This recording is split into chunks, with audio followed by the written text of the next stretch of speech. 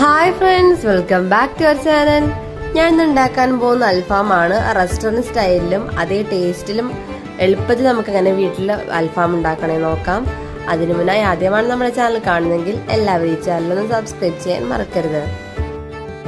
അൽഫാം ഉണ്ടാക്കാനായി ഞാനിവിടെ 1.5 kilo chicken എടുത്തിട്ടുള്ളത്. ഇതിലേക്ക് ഞാനിനി കുറച്ചധികം മല്ലി എടുത്തിട്ടുണ്ട്. കൂടാതെ ഇതിലേക്ക് 1 സ്പൂണോളം കുരുമുളക്, 3-4 കറുവപ്പട്ട, 3-4 ഗ്രാമ്പു, 1 ഏലക്ക, കുറച്ച് വറ്റൽമുളക്, 1 ബേ ലീവ്സ്. ഇവയെല്ലാം കൂടി ഞാനൊന്ന് ചീനച്ചട്ടിയിലിട്ട് നന്നായിട്ടൊന്ന് വറുത്തെടുക്കുന്നുണ്ട്.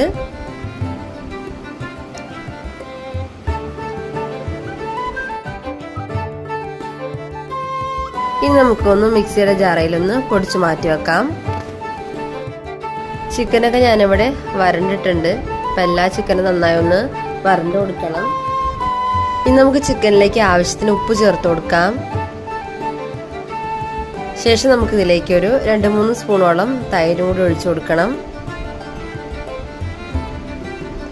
ശേഷം നന്നായി ഒന്ന് മിക്സ് ചെയ്തതിന് ശേഷം ഒന്ന് മാറ്റി വെക്കാം.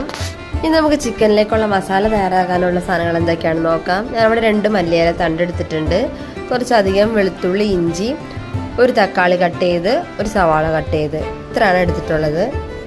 ഇനി നമുക്കിത് ജാറയിലിട്ടൊന്ന് നന്നായി ഒന്ന് അരച്ച് മാറ്റി വെക്കാം. ഇനി നമ്മൾ നേരത്തെ മാറ്റി വെച്ചിരിക്കുന്ന ചിക്കനിലേക്ക് 1 സ്പൂൺ മഞ്ഞൾപ്പൊടി ചേർത്ത് കൊടുക്കാം.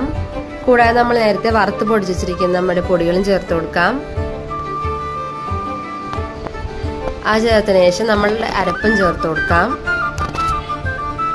ഇനി ഇതിലേക്ക് 1 സ്പൂൺ കശ്മീരി മുളക് ചേർത്ത് കൊടുക്കാം. അതുകൂടി ചേർത്ത് നന്നായി ഒന്ന് മിക്സ് ചെയ്ത് നമുക്കൊന്ന് മാറ്റി വെക്കാം.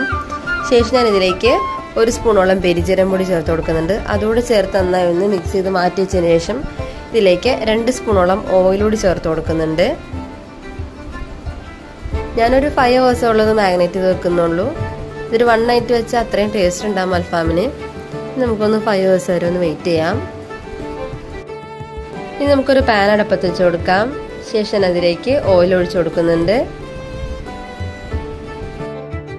ഓയിൽ ചൂടായി വരുമ്പോഴേക്ക് ഞാൻ അതിലേക്ക് ഓരോ ചിക്കൻ പീസായിട്ട് വെച്ച് കൊടുക്കുന്നുണ്ട്. ആദ്യം നമുക്ക് ഹൈ ഫ്ലെയിമിൽ വേണതൊന്ന് വറുത്തെടുക്കാൻ. ശേഷം നമുക്കൊന്ന് ലോ ഫ്ലെയിമിലാക്കിയിട്ടൊന്ന് തിരിച്ചു മറിച്ചിട്ട് വറുത്തെടുക്കാം. ഞാനിപ്പോൾ എല്ലാം ഒന്ന് തിരിച്ചിടുന്നുണ്ട്. അങ്ങനെ നമ്മുടെ അൽഫാമോടെ റെഡി ആയിട്ടുണ്ട്. നമുക്ക് ഒരു പ്ലേറ്റിലേക്ക് മാറ്റാം. വളരെ ടേസ്റ്റി ആയിട്ട് ഈസി ആയിട്ടുള്ള റെസിപ്പിയാണ്. അപ്പോൾ എല്ലാവരും എന്തായാലും ട്രൈ ചെയ്ത് നോക്കണം. എല്ലാവർക്കും ഇത് വളരെ ഇഷ്ടപ്പെടും.